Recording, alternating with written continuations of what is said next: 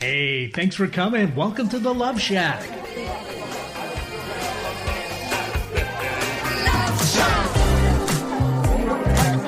Hey, welcome to the Love Shack. It's a little place where you get together, explore fresh perspectives, eavesdrop on juicy conversations, and discover the things that really matter while having a little bit of fun along the way. We're Tom and Stacey Bartley, and today we are doing episode number 82, From Chaos to Clarity, a guide to surviving parenthood as a couple, like to keep that thing intact. That's important. There are 8 significant categories of life that can create chaos and drama in our relationships. Today, we're going to talk about the category that is a top winner in our lives the majority of the time. And that topic is kids. Now, I want to also assure you that even though our conversation with our incredible guest, Catherine O'Brien, is about newborns and bringing a new baby home into your lives, the tips and strategies and guides that we're going to give you in this conversation are also going to apply to you and be great strategies if you're a step parent or stepping into becoming a step parent. You've got babies coming home, but they're not necessarily new. Or you've got an older child coming back into the home that's been out of the home for a while. Or perhaps like Tom and I, you're thinking about or bringing home an elderly parent now to be cared for and loved until the end of their life. Both of these places, or all of these places, shall I say, not both, but all of these places can dramatically reshuffle the deck when it comes to being a couple, a partner, a team. Yeah, I would say, let's just be honest. It can be tough to maintain a strong relationship with your partner when you become parents, or after you become a parent and are stepping into some of these other places that Stacey just described. Between the sleepless nights, worry, and constant demands from the kids, I would say whatever their age, not to mention the never-ending chores, it's easy to find ourselves feeling overwhelmed and alone. So today in the Love Shack, we have with us Catherine O'Brien. She's an expert on the subject of bringing new baby home, but gosh, again, her tips and strategies are going to help us in many places of this parenting journey. She's an LMFT and the author of the book Happy Baby, Essential Relationship Advice When Partners Become Parents. Catherine is committed to supporting couples when they bring children into their lives. And if you're a parent, there's a good chance you've experienced at least a little bit of chaos in your life. You think? Mm-hmm. And if you're like most parents, you also want to do everything possible to avoid letting that chaos consume your relationship and break down the connection that you once had with your partner. But how do we do that? And what are the important things to focus on to ensure that when the kids are gone, the parents are strong? So these answers, along with your personal guide for surviving the chaos of parenthood as a couple, will be yours when we come right back. We're going to take a short break. Don't go anywhere. Stay tuned. Mm-hmm.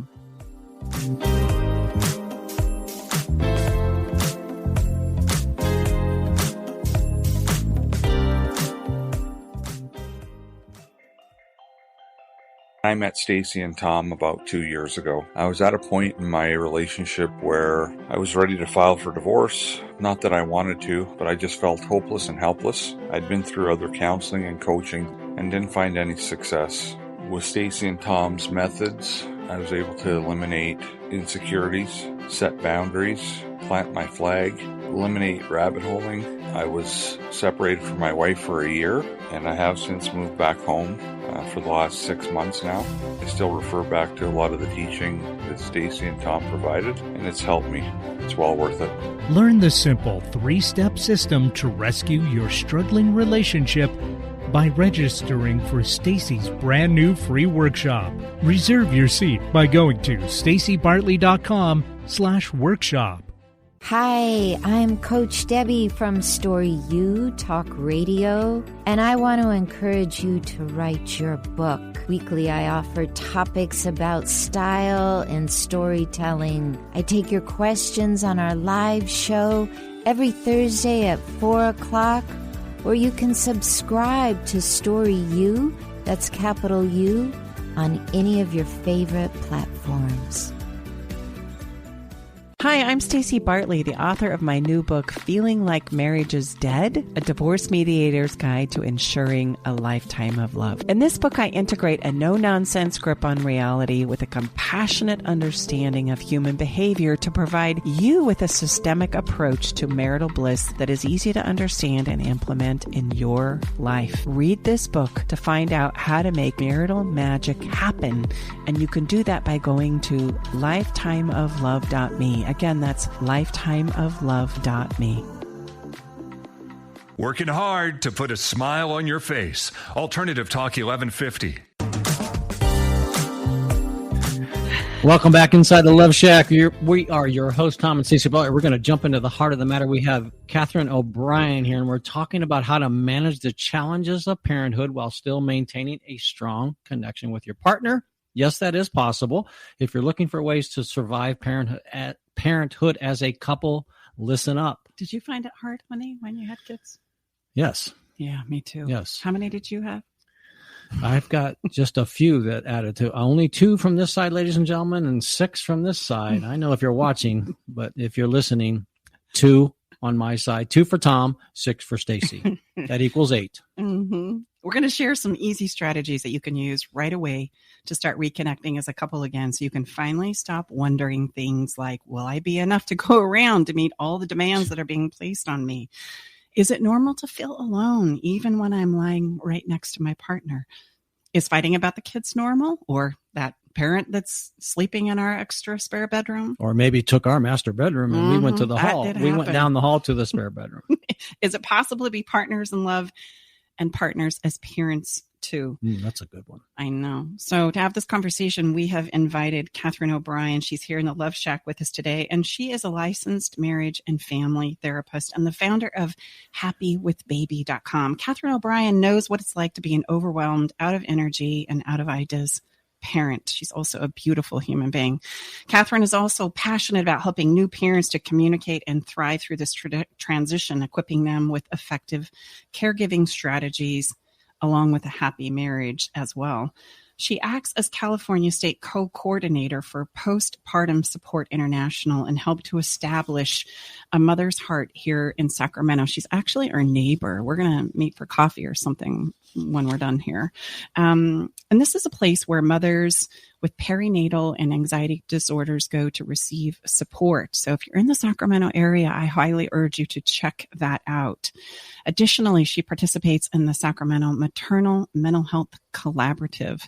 So she is a huge advocate and shall we say, trailblazer in bringing this conversation to light. And Catherine, I couldn't be more honored and excited for our conversation today. Welcome to the Love Shack. Thanks for being here with us. Thank you so much for having me. I'm excited to be here with both of you. Yes, we know that your work is a result of a personal journey. And so I thought it would be fun for us to start the conversation with that, right? Even though you were a therapist before having your children, I take it from your book that this is kind of the catalyst to stepping into the work that you were doing. So just tell us a little bit about that, and then we'll step into some of the incredible, profound strategies that you've also created as a byproduct of needing them for yourself. Stay with us. We'll be right back. Navigating the silent, complex moments of separation or your partner's need for space can feel like walking through a maze without a map. If this sounds familiar, know that you are not alone. This journey, filled with uncertainties and introspection, requires a gentle, understanding guide. Hey, I'm Brooke from Love Shack Live. We see you, and more importantly, we get it. That's why we created the Separation Support Bundle. A collection of resources designed to not just guide you through separation, but to offer comfort and clarity during these times. Our separation guide offers insights and support to help make sense of your emotions and the process of separation. And for those moments when words escape you, our guide on 10 texts to send when navigating space provides thoughtful prompts to help communicate with compassion. Plus, a soothing separation meditation to help ease the overwhelming moments. Because sometimes all we need is a starting point, or a way to start feeling okay again. Remember, you don't have to journey through these complexities of separation alone. Our Separation Support Bundle is here to accompany you, guiding you towards healing, understanding, and most importantly, the renewed sense of self. Visit stacybartley.com/bundle today to access your free separation support bundle. At Love Shack Live, we're all about exploring the real stuff that relationships bring, the good and the challenging. So let's tackle this together, because even in the hardest times, there's hope, growth, and yes, even love to be found. Well, yeah, exactly. I mean, I think that's so common. Like, we struggle with something ourselves and then we're like, oh, how do I help other people? And that's how I got into doing this. My husband and I, we had met, we had dated for about almost 5 years before we got married. I thought we had this great communication. I was a little bit older. He was a little bit older. We were so wise and, going into things. And then we quickly got pregnant after getting married. And, that went okay. Besides being really sick during pregnancy. And then we brought home our oldest, and I was like, what in the world just happened to this man that I loved and thought I could communicate with and everything. And it was so it just hit me so hard, because I was like, what's wrong? Like, what is wrong? Like, he irritated me more than I had ever imagined that he could. And everything he said and did just seemed like super irritating. And I remember for the first time, I think he really hurt my feelings. And it wasn't it wasn't a purposeful thing. We were just not operating on the same wavelength at all.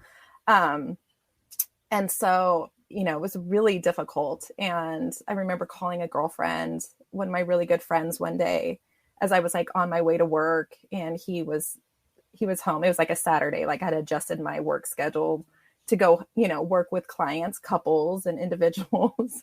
And I'm thinking, I'm supposed to go help other couples in their relationship. And mine is clearly, falling apart in a matter of days.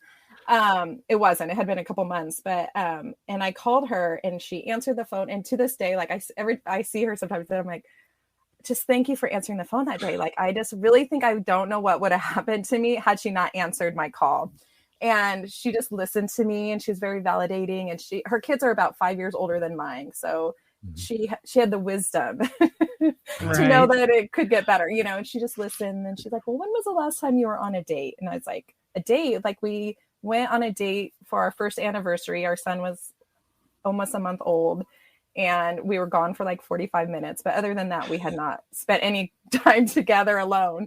And so she encouraged me to try to do that. And we were, my mom was in town, so we were able to get some time together. And I was just like, oh yeah, okay.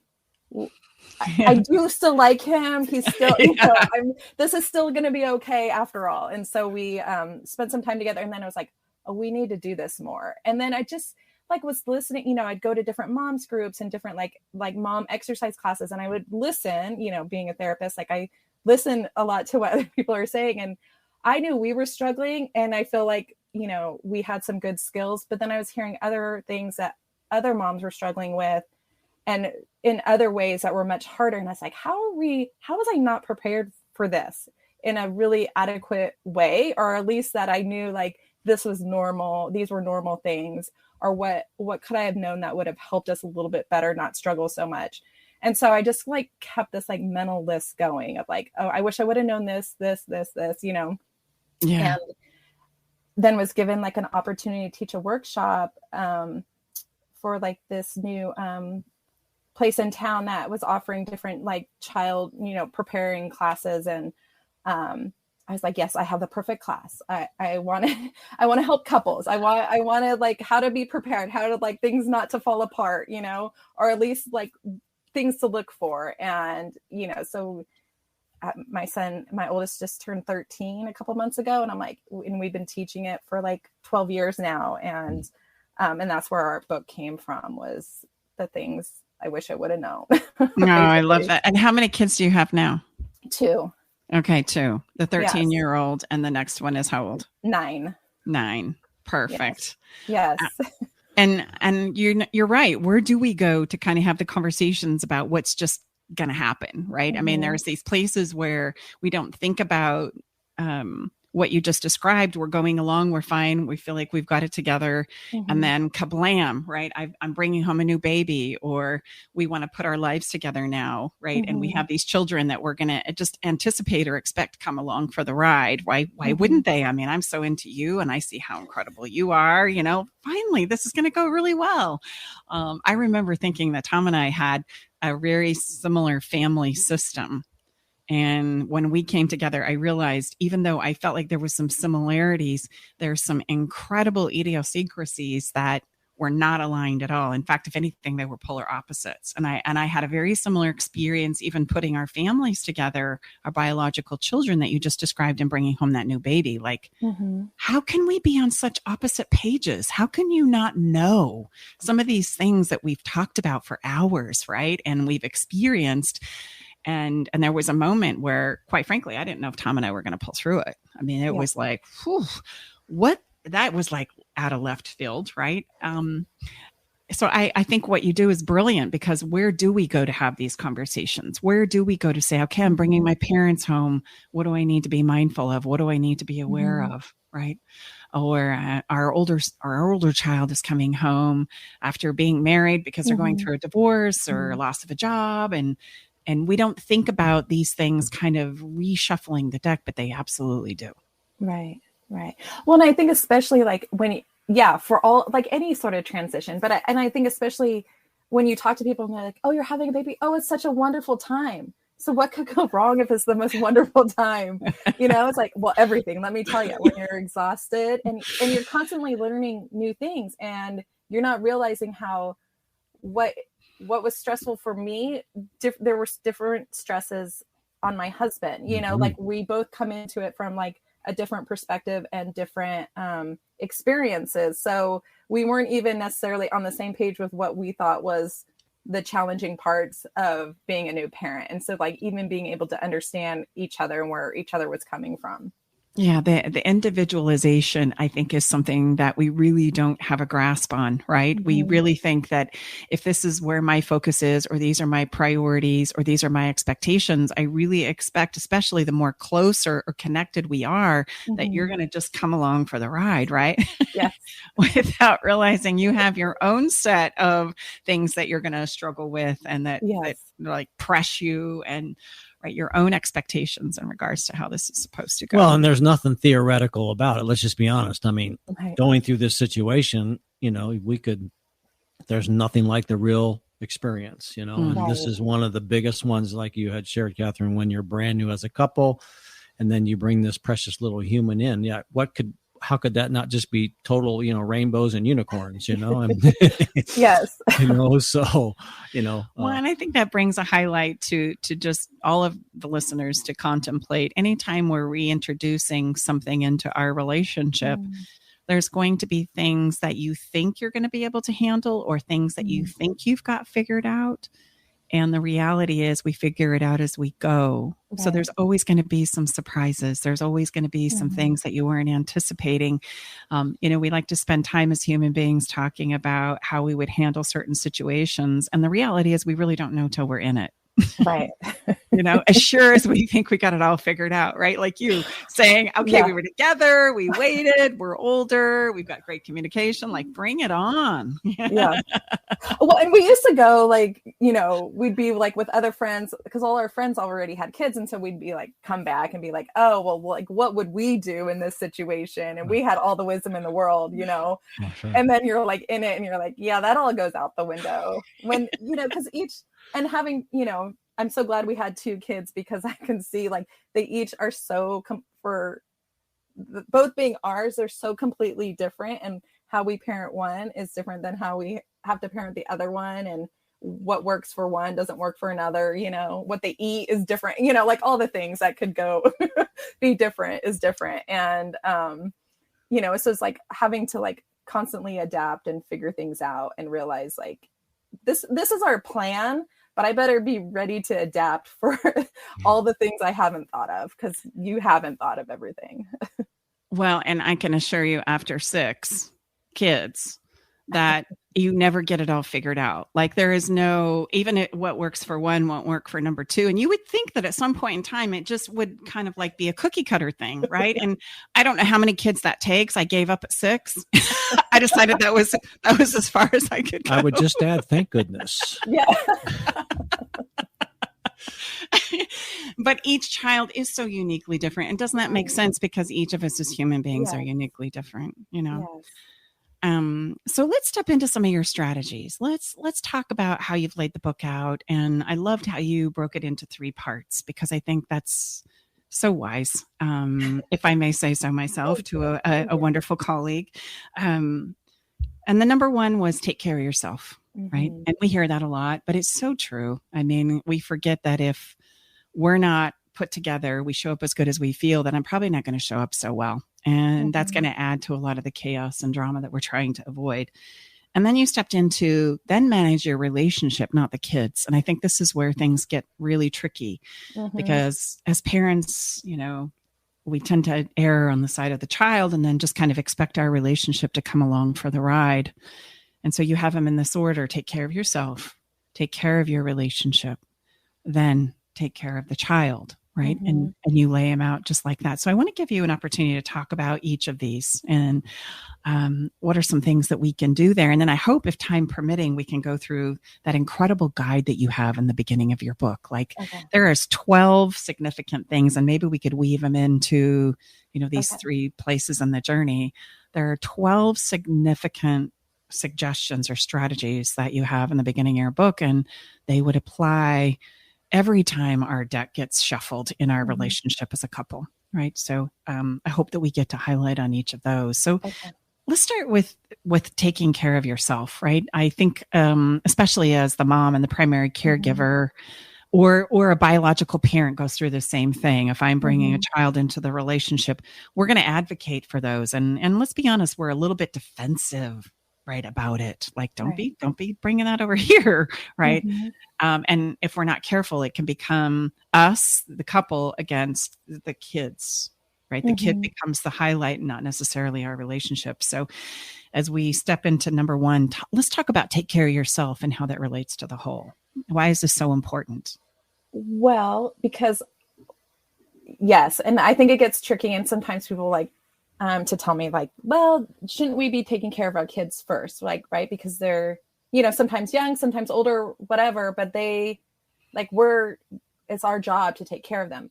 But my idea is that we cannot sustainably care for others if we're not first putting into ourselves. And I think so often, and I see this all the time, I'm sure you do as well, like people are depleted, like we don't have anything more to give. And then it's like, you know, people get sick, you know, all sorts of things. And so it's like, if we put in a little bit, even just a little bit each day for ourselves, like, and I'm talking like, I love to do, you know, big self-care. Like I love to go get my hair done and, you know, get spa treatments or whatever. But I'm even talking about like, are you nourishing yourself? Are you taking time to eat lunch? I'm sure you've fed your children. I'm sure, you know, the animals are fed, but have you stopped to like drink some water? Like what are the basic things that we need for ourselves, self-care, but then even more things like, you know, there's laundry to do, but you're tired. Like, can you sit and rest for 5 minutes and then get up and do something else? Like, how are we making sure that we're like getting through our day every day? You know, like the small little things, but then even like the bigger things, like, are you needing to connect with friends? Like, are you struggling and, you know, you are frustrated and you can call your girlfriend or whoever and say, I'm having a hard time, and they can like listen or offer, you know, a helpful perspective or just even validate like, yeah, this is a hard time, but it's not always going to be this hard. Like it does get easier, you know, like sometimes I think so much we need that. And it's like, okay, cool. Like I can keep going. Like I know like it's, you know, right now, whatever it is, like whatever you need for yourself to help you through the stage that you're in, but this from the small little things to like the bigger things. I once heard someone that was a guest on the show say, doing your nails and getting a massage, those are all really great things, but those are taking care of your physical body. I'm talking about taking care of your soul. And I loved that. And so I would just add, sometimes we have a longing to go dig in the garden or go tinker in the garage, right? Or sit down and do a craft or attend something like play the piano if we used to play the piano or take a class. And those things are really important to nurturing us or refueling our emotional bodies, right? And I really appreciate it, Catherine. It is important, and sometimes some outside reminder that this is a season of your life. It's not forever, and so as sometimes going through with young children, it can seem like forever. Yeah. Did you panic? I used to panic and think, oh my gosh, this is going to be the rest of my life. Yes. Yeah. And you're like, oh my, because you don't know that there's an end. It does end. Like eventually you do get more than like 3 hours of sleep at a time. Exactly. Like you don't know that you feel like that's never going to come back, and you're so exhausted. Yeah. I love all those ideas. Yeah. You gave for self-care. I'll tell people make a list of if you have 5 minutes, if you have 10, 15 minutes, different lists of because I think we can we have that time, but we can get so easily, we just pick up our phone and we're scrolling. Right. And that's usually not something that fills us back. That's not self-care. No. Typically, maybe for some people it is, but for most of us, it's not. So I'm can you go outside and, put your feet in the grass or color in a coloring book? If your kids have a coloring book out, sometimes that can just be so soothing as well, find those little things that make you feel good. And you're like, okay, I can keep going with this, Yeah, so true. I remember hearing somebody say, listen, you can't be sick enough to help the sick and you can't be poor enough to help the poor. You have to have something to contribute in. Right. And that's on each of us to make sure we're doing what we can to refuel. And it really does kind of come down to the basics of nutrition and spending time in nature and expressing yourself through some art form or connecting with people and making sure that you're getting enough sleep. Yes. That's so huge, right? Right. And you and I know in our professions, we even have to keep ourselves in check here, right? Yeah. Oh, yeah. Absolutely. As we collaborate, it's like, hey, are you getting enough sleep? And everybody goes, oh, it's really busy right now. We're like, you need some sleep. Well, I think the wonderful cliche statement, but I always say it's not cliche because it's true. You can't give from an empty well, especially to your young children or any age child for that matter. The most precious thing we can give someone is our presence, right? So, and that's hard to do when we're off in 10,000 other places, right? It's just not really you're not able to do that. Yeah. So taking care of yourself. Number one, taking care of yourself. Number one. You show up as good as you feel. And if you don't feel so great, you're not going to show up so great. And sometimes that's a driver for breaking down inside of yourself because you're like, oh, why did I say that? Why did I do that? I'm such a jerk. Right. Yeah. And we start showing up in ways that we really don't want to, but we're just so depleted. And we don't know how to get ahead of it. It's interesting. We feel like we can spend fast enough to get ahead of it. Right. We think that if we just pick up the pace and do more, that somehow we're going to be able to get ahead of everything that needs to be done or all the needs that we need to meet, and don't realize that that's taking us into a place of anxiety and restlessness and sleeplessness. And now we're going the other direction, right? We're breaking down and not necessarily getting ahead of it at all. Is it possible to get ahead of it? I don't, I don't think there's no way. I think that's an illusion. And actually the way to get ahead of it is to slow down and pause. Yes, absolutely. I agree completely. Yeah. Just take a break, go sit in the flower bed for a minute and leave the dishes in the sink and, a lot of things undone, because if we're not feeling our best, then it's probably not going to go so well. So that has to be number one priority. So let's step into number two, take care of your relationship. Which I would bet most people would think it would be flip of that. After yourself would be the child. And I couldn't agree with you more here, but so share with us how you arrived at that order. Because I'm a better parent when I feel like I'm a good partner. When my husband and I are on the same page, or at least like in the same book, maybe same chapter, like we do a lot better, and our communication is better. We're better parents, and it's better for the environment for our children when we're in sync with each other, or like understanding, taking the time to listen and hear where each other is at. And so, I give, it's been a hard time, like with the pandemic and everything, and people just even having time with their partners. There was that stage where we're all in the house together, and I had people that like never felt more separated from each other because we were in the same place. We weren't leaving, but we were all doing our own thing. And it's like, my husband and I like to try to do regular date nights. Like that has been a thing for us, I think, probably since I had that conversation with my girlfriend. Like it doesn't necessarily happen every week, but it's a pretty regular thing. And when we can't do it, we try to make it up where we can. And so we had to find new ways. Like, okay, if we're not going to go out and do something, like how do we make time for each other here? And so I'll even tell new parents, it's like, even if you're not ready to leave the baby behind and go out on a date, like what can, when the baby's sleeping, like what are you doing and setting intentions with each other, like intentional time, and not necessarily distracted by like other things, whether you like make a meal together, or you sit down and play a game, or you go outside and, watch the sunset, whatever it is that feels like, okay, this is our time and I'm not going to be distracted by our phones, or, and ideally not even the television or, Netflix or whatever, that you're like, spending time, like having a conversation, or sometimes just sitting next to each other. And I'll even tell new parents, like, even if you're so tired, you're like, all I have the energy to do is watch a movie, I'm like, sit next to each other on the couch. And don't also be on your phone while you're watching the movie. Like, and maybe you talk about what you each liked about the movie, or what you each didn't like, or whatever it is, but that you're having a conversation and connecting with each other in some way, but like making an effort to do that like on a regular basis.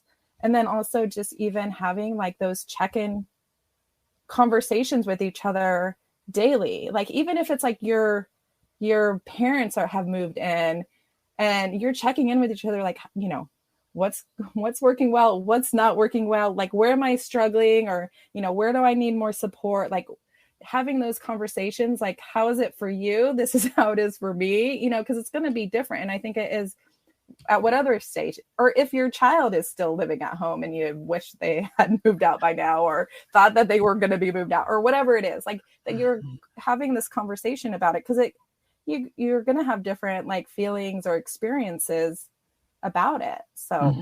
So true. In fact, this is part of our foundational courses where we talk about each of us have a movie. And the kicker about the movie is I'm making this up in a certain way. I have certain scenes in the movie that make me terrified or bring me joy and get me all excited. And the kicker is we're all having our own individual movie. We're literally in our movie theaters, isolated from the other. And yet our movies feel so real. We feel like we're having them together. Yeah. And we hear things like, how did you know not to do that? Or why did you go there? That could be so ridiculous. And a foundational piece for relationships is got to be the understanding that you're going to have certain needs and your partner's going to have certain needs. And it's the sharing of those that creates the connection. And doesn't have to be all the good stuff. It can be some of the challenging stuff too, so that you can lean in on each other. You can ask each other for support and those breaks, and, could you oversee things or help out a little more here? And I think that's what the sweet spot is. It's not the challenge you're going through. It's, are you leaning in for support? Because oftentimes what we do is pull out. Yeah. And I would just add that, like you said, Catherine, when you and your husband when you're on the same page, for me, then it doesn't feel so overwhelming, because you have someone that's sharing and walking the walk with you. I mean, why do people work out together? Because they know someone else is with them. It's less overwhelming when we have someone we know that is with us and can help us when we're not having our best. Right. So true. Let's talk. And those are great things. I mean, like time together, nothing is replacing the time together. And I get it that sometimes we get to a place where everybody says, oh, I know we need to talk. I know we need to have some conversation about this, but we become afraid. And so it's so much easier to have those conversations and let them unfold naturally when we're doing something that we're co-creating together. And I think we forget that we're co-creating life together. Right. So we can co-create over the dishes, and we can co-create over cooking a meal, and we can co-create over, right, many, many things, very simple things, under the tree or under the table, or build a fort. And some of these, of these things seem kooky, but even at times, Tom and I have hung off the edges of our bed to just have the conversation upside down, because it's so intense when we look at each other eye to eye. You know, let's just try this upside down and see if we can have a different perspective. It's easier. You totally do, right? And you kind of take the pressure off yourself, and it becomes something you can giggle and laugh about, and then with a little bit of ease, you know, it's amazing. We can always find a way through it. And I just want to throw this out there for whatever it's worth. You know, being a divorce mediator and helping couples navigate sometimes the most challenging chapters of their relationship with each other. I need you to know, listener, I want to reassure you that there's always a way through. I've never not seen a way through, as long as we keep searching, right, and showing up in the best way possible. There's always a way to navigate through the difficult challenges in our lives. But it's all about how we show up and how we can lean in and get the help that we need and allow our partners to do the same. And that might take a little bit of practice, right? That might take a little bit of learning. That might take a little bit of understanding. So on that note, let's move into taking care of child or parent or stepchild or older child. Number 3. Oh my gosh. I can't believe we're here. Like, this is crazy. I remember holding my first child thinking, I'm not going to die. Nobody's ever died for no sleep. It's going to be okay. You know, that was the message I had to myself as I'm like rocking. Yes. So let's talk about where that fits into the mix. So if you're good, you know, you're focusing on your relationship, you're spending time, even those 5 or 10 minutes that Catherine suggested, let's step into now making room for that extra someone in our lives. Yeah. And, you know, when we first started teaching our workshop, I didn't even include this as something, because people are already doing it. And then I realized that there was usually one partner that was maybe doing more than the other. Because maybe the other, you know, and typically it's the dad has gone back to work. So mom is home and she's figured out her rhythm, and he comes in, or the other partner comes in and tries to help, but doesn't do it quite right. And then there's sometimes some micromanaging going on. And then the other partner's like, well, then if I'm not, you know, if I'm being critiqued every time I do something, then I slowly start stepping back. And then I'm not really doing anything with the baby. I'm doing other stuff. And it's not necessarily what my partner wants me doing anyways. So I started adding that.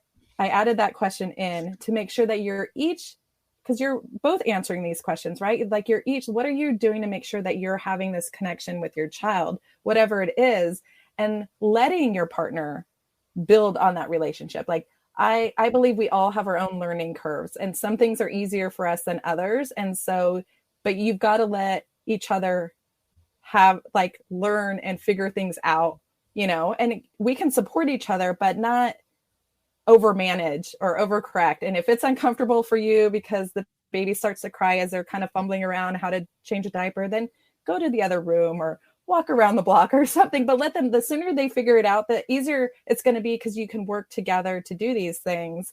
And now, like, I think these questions are from now until forever, right? Like, I thought for sure, at least until my kids move out, but now you have me really believing it's even beyond that, because as my kids are older, like my 13-year-old, I spend time carting him to soccer and making sure he's doing his homework and making sure the kids are fed and everything. But am I spending like quality time, like really connecting and knowing who my kids are and having like a good quality relationship? Like, I want to make sure I'm spending time doing that as well. I don't just want to be like, you know, the household manager that makes sure things run. You know, I want to have a relationship with them. So hopefully, you know, we continue to have it as they move out and everything. So, or if they move out, I don't know, but you know, so I know as house prices rise here in Sacramento, we're all starting to kind of go, He keeps telling me, my oldest keeps saying, he's like, 5 more years. And I'm like, what are you doing? Like, you're moving out in 5 years. Like, we'll say something he finds us irritating or whatever, and he'll just be like, okay, 5 more years, I've got to deal with you people, basically. And my youngest is like, yes, because they're 4 years apart. So he doesn't, I don't think it's hit him quite realizing that, oh, you're going to be with us during your high school years, because he thinks it's going to be grand, you know. And I'm like, I hope you think so, that you're going to just love us and want to hang out with us when you're in high school and your brother's gone, you know. I'm not sure what's going to happen, but yeah. Out of my 6, I had 2 that were like, I'm out of here. Wanted to go to, one went to Seattle, one went to Texas, almost immediately. And then I had one that barricaded herself in her room on her 18th birthday because she didn't want to turn 18. She didn't ever want to leave home. And that just highlights, you know, the uniqueness and the individuality in each and every child that you have. Some are ready to take on the world and conquer and do their thing, and some are like, I'm not ready yet. And there's got to be a space for both. And I would say, you know, obviously from the male perspective, you know, the mother and their bond with that child, that is a huge place for the man to step into. So I really appreciate, Catherine, your sharing and perspective we got to figure that one out. And, you know, we're never going to replace that, but, you know, absolutely, we have a very important role. I mean, I think the lack of male positive presence in our families, not to get, you know, but that's so important. And so like you had shared, you know, you got to figure that out with you and your partner, how you're going to navigate that, and the mother to leave some space, because yes, we're not probably going to get the hair correct. And if we have a wonderful daughter, you know, the pin, you know, the pin is not, never forget with my granddaughter, you know, like driving her to school, you know, and like, please don't ask grandpa to deal with the hair. I mean, like that. And thankfully there was other wonderful siblings that took care of the hair, because it probably wouldn't have gone well, you know. Well, and I love that you highlight this in your book. You know, it was one of my heartwarming major takeaways. I think, gosh, and I don't know if I could be a young mom in this environment, right, that we have with social media, because that's not when I was a mom. There's so much pressure and expectation to do it right and get it right. And we kind of somewhat panic. I notice my daughters panic if, you know, like the diaper's all twisted or the socks don't match, or, you know, the hair's a mess, and, you know, they don't have the snacks in the bag along with the juicy and this, you know what I mean? All the extra supplies. And I just go, bless our hearts. We have made this so complicated, right? And it's going to be okay if the diaper's hanging off, and you know, sometimes it busts through and you get pee all over the car. I mean, that's just part of being a parent, right? And to allow those things to be, and not to take it as though you're a bad parent, right? That you can laugh and find the humor in that, I think, is something that is really important for us, especially as we're leaning in as couples. This can be a funny moment as much as it can be, you're never going to do this again. You don't ever get to diaper the child again. That was ridiculous. How come you don't know this? Well, and you know, and it was like, and again, when I slowed down, and because I would take the kids to the park, and I would load up the stroller, and there was snacks, and there was water, and there was toys. My husband would take him to the park and literally put a diaper and wipes in his pocket, and they would head. And I'm like, what about the water? What about we'll come home if they get hungry, if they're thirsty. And I'm like, what? Like, and it was like, and it was almost like, I thought he was crazy and losing his mind. But then it was really like, oh, wow. Okay. Yeah. It's like not the end of the world. They come home and they, you know, that's his plan, like whatever, you know? So it's like, it gave a good perspective when I let him lead his way. Like it helped change my perspective. Like I don't have to have everything perfectly in order for them to make it through a trip to the park. Or like, and my favorite story, kind of, Tom, to what you were saying, I had been working on a Saturday. I come home and, you know, my husband and my oldest are there, and he literally, I don't know where he found these clothes. They were like the smallest clothes. And so the pants were too short. He has like a midriff shirt on. Like, I'm like, there's like all these clothes that I have perfectly ordered from sizes. Like, so he could easily go in there and know, like, that clearly I hadn't gotten those out. And, you know, he said they had been at the park and that there'd been an open house they saw. And like, you were seen in public, you took him in public like this. But then I had to stop and think, I'm like, they were both so happy. My son had like the biggest smile on his face. And I'm like horrified. And then I realized like they had the best day together. Who cares what he wore? Like, clearly they know I did not dress him because, you know what I mean? Like, I was just like, okay, like that's not what's important. It's important, the relationship, you know, and I need to stop focusing so much on these little details that are really too stressful for me anyways to manage, because they grow so fast and all these things. And it's really like, I want to work on the relationship with myself so that I can keep giving into my relationship with my partner, so that we can be the best partners and parents for our child, you know? So I think it just kind of is like a domino effect. Like I want it to be the best. So. And a lot of us don't realize that in our intensity to be good parents, sometimes we push our partners out, and then later down the road, we can't figure out why they won't participate with us. Right. And oftentimes it's because we felt like it needed to be a certain way, or we had these expectations we didn't feel like they were meeting. And then through the criticism, which none of us do really well with, right? No.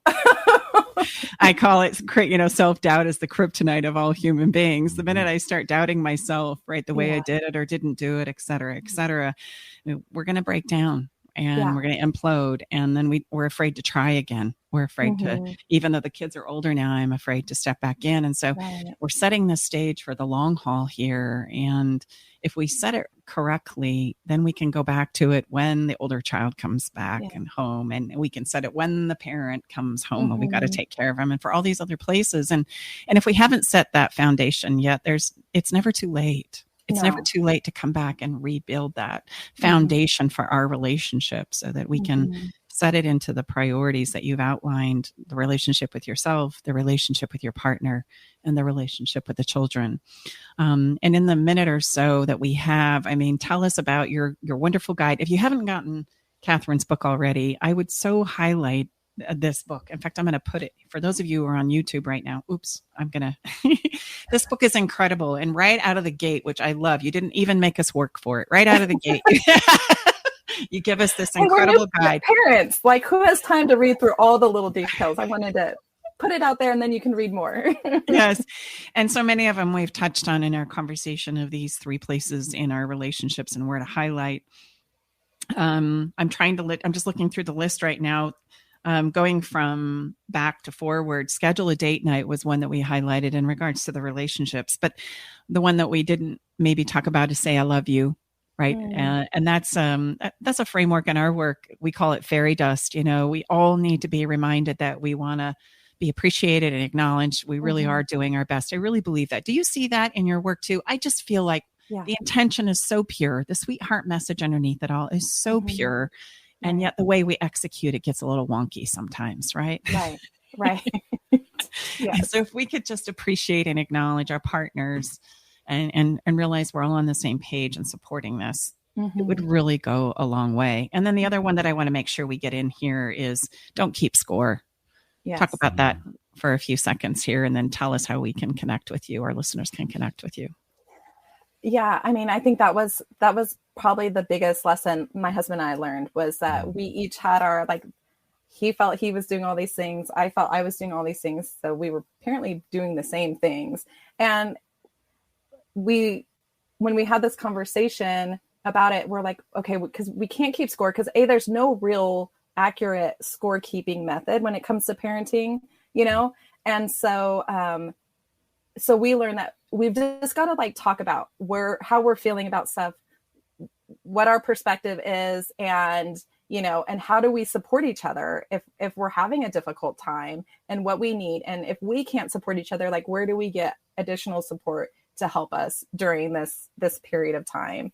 And so, that was probably one of our hardest conversations, but what led me into like, this needs to be like, I know we're not the only ones struggling with this. And I don't want to keep score, because it just leads to resentment. And I just feel like it's so much harder to like, and then I think of resentment like this wall, and it's so much harder to tear down a wall than it is to like, just have to rebuild, shore up the foundation, like you said. So,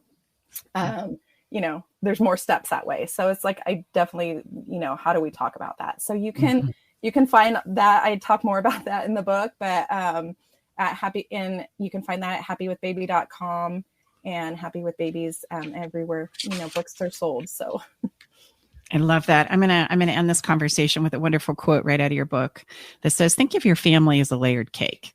It can be messy and lopsided, but if the sweetness is there, that's all that really matters. And I thought, what a perfect summary to our conversation today. Catherine, thank you so much for being here with us on the show. It's been such a pleasure. I'm sure we'll have you back for more conversations around how we can keep things intact when we're going through a challenging time. I would love that. Thank you both for having me. Yeah. Gotcha. We're going to take a quick break and we're going to come back for our segment of Follow the Fun. Don't miss it. Don't tune out here. Follow the Fun is really important. It's an aspect in our relationships that oftentimes we overlook, but it's oftentimes the thing that will get us through. We'll be right back.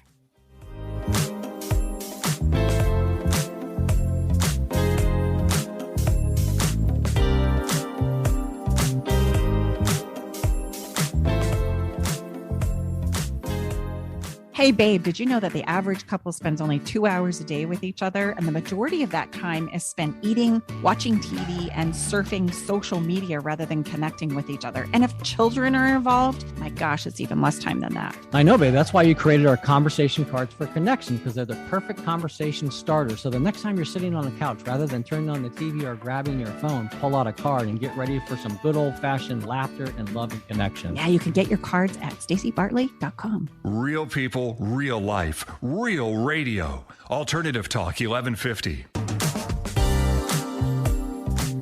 Welcome back inside the Love Shack. Thank you so much for being with us. We're going to step into Follow the Fun. But before we do that, if what we talked about with Catherine, you really resonate, you're going through a challenging time, perhaps with a newborn or with an adult child that's maybe moved back or has been with you longer than you like, or maybe you're moving a parent back. This is exactly how Stacey and I can work with you and support you. And that typically looks like a couple different ways. One of them is to schedule an online session or an in-person session. But if you're not in the Northern California area or in the Sacramento area, we work with people all over the world via Zoom or that's how we do it, is via Zoom. As long as you speak English, we can work with you. Or you can go onto our website and we have a brand new 5 days to save your relationship. There's 15 minutes a day for 5 days, and that'll be a very good place for you to start and really understand the foundation and how we really, really look at relationships. And the better that you understand how relationships really work, the better success you're going to have. Yeah. So relationships are really an act of co-creation or creativity, and we can choose to recreate them as often as possible. And if we don't, we become stuck in something old, boring, and inadequate over time. And the easiest way to create something new is to have a little bit of fun and novelty. And oftentimes when we're struggling and we're going through a challenging time, the fun is the first thing to kind of get set to the side and deemed to be unnecessary. We don't have time for fun. We got problems to solve, for heaven's sakes. And so for this reason, we do every single week a Follow the Fun moment because it's so important. And we're doing everything we can to try and inspire something in your relationship that can cause you to laugh for a moment or reshuffle the deck enough that you can see, okay, we got this. We can see this. And if this is a place where you tune off, and I get it, you know what? I would challenge you just to lighten up, take a pause, take a breath. And because think about it, when you first came together with your special someone, I can promise you there was tons of novelty and news and first. And it's the first thing that typically goes when people come in to start working with us. And you know what? Before we try to figure out the rest of our life, we have to make sure there is some, and these are not, like going to the Ritz-Carlton. These are very, very simple things that you can put into your life right now. Well, and today is the first Thursday of the month. Right. And the first Thursday of every single month, we do a giveaway. And so we're going to ask our incredible engineer to randomly select a number from 1 to 100. But maybe first, before we do that, I should tell you what the prize is, right? And if you're watching, that's because you're watching, and you can see this on YouTube. If you're listening, we'll describe what Stacey's holding up right now. So this is a luminary. And if for those of you who aren't Vincent van Gogh fans, this is a Vincent van Gogh painting. Now, it looks like a little plastic bag, but there's a couple of things here for novelty and fun. You can take this on a picnic and put flowers in it. because it holds water, but you can also use it as a luminary. So let's say you're doing a night picnic and you're somewhere and you need a little bit of light. Stacey's you take pouring a little some water. For those that are listening, pouring some water carefully into the bag, the and Vincent then Van Gogh cool bag. Little light that it comes with, and when you plop it in the bag, look, it lights up. That's the only way it lights. Thing. The water is the activation for the light. And then you dump the water out and you fold the thing back up and put it in your pocket and you reuse it again. So it's totally reusable. So this luminary, it can be a flower vase too if you want to get romantic, or you need a little bit of light to set the mood. This is our gift today. So, all right, Eric, now we're ready. 1 from 100. Whoever the winner is, we're going to send this. We're going to reach out to you and we're going to ship it to you. Yes. All right. Eric, what's your number, sir?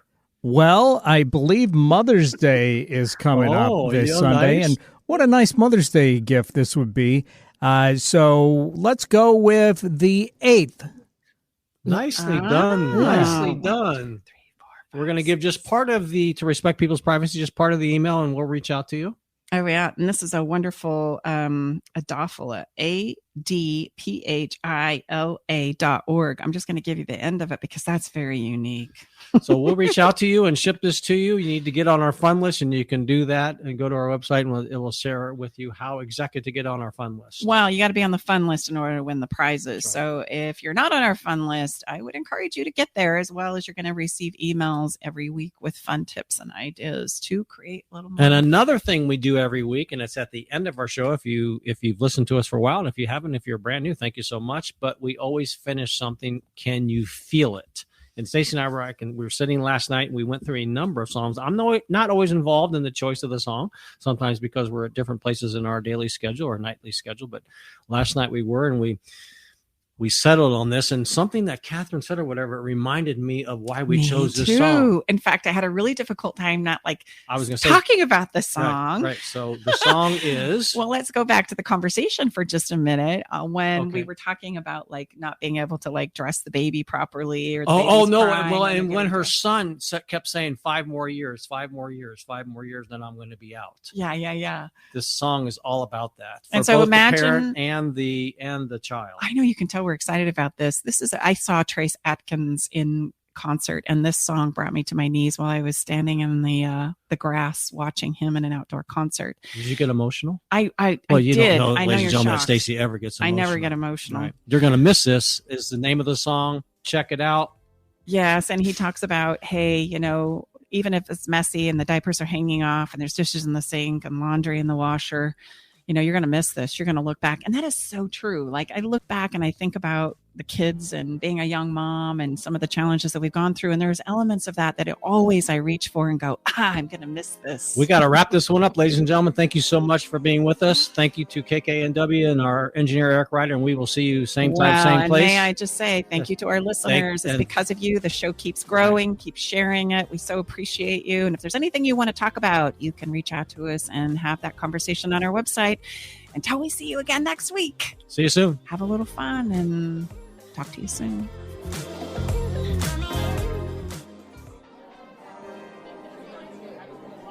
Thanks for joining us today in the Love Shack. We hope you came away with something that made your toes tingle. To learn more about everything you heard on today's show, go to staceybartley.com/podcast. Love the show? Help us spread the love by sharing the show with others. Okay, everybody, time to go. We got to close the doors to the Love Shack for this week. You don't have to go home, but you can't stay here. Come back next week, though, and join us for another edition of Love Shack Live with Tom and Stacey Bartley.